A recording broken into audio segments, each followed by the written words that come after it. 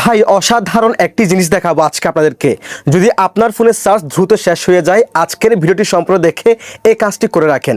এরপর থেকে আপনার ফোনের চার্জ আর কখনো দ্রুত শেষ হবে না। অবাক করা কাজ, সবাই শিখে রাখেন।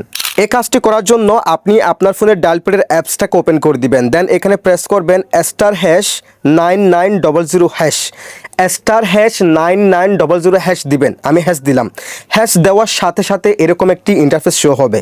এরপর একটু স্ক্রল করবেন। স্ক্রল করার পর এখানে আপনারা লক্ষ্য করে দেখতে পারবেন, দেখেন লো ব্যাটারি ডাম্প নামে একটি অপশন দেখাচ্ছে। এটা অফ আছে, এখানে অফ দেওয়া আছে।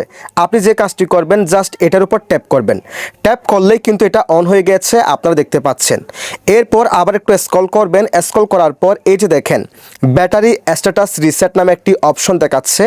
এরপর আপনারা যে কাজটি করবেন, এখান থেকে ব্যাটারি স্ট্যাটাস রিসেট এই অপশনে ক্লিক করে দিবেন। দেখেন এটা কিন্তু রিসেট হয়ে গেছে, আপনারা দেখতে পাচ্ছেন ডান হয়ে গেছে। এরপর এখান থেকে ব্যাকে চলে আসবেন। ব্যাকে আসার পর এবার আপনি যে কাজটি করবেন, আপনার ফোনের পাওয়ার বাটনটাকে টিপে ধরে আপনার ফোনটাকে আপনি রিস্টার্ট করে নেবেন। এই যে দেখেন রিস্টার্ট লেখা আছে, রিস্টার্ট করে নেবেন। রিস্টার্ট করার পর এরপর থেকে আপনি দেখবেন আপনার ফোনের চার্জ আর কখনো দ্রুত শেষ হবে না।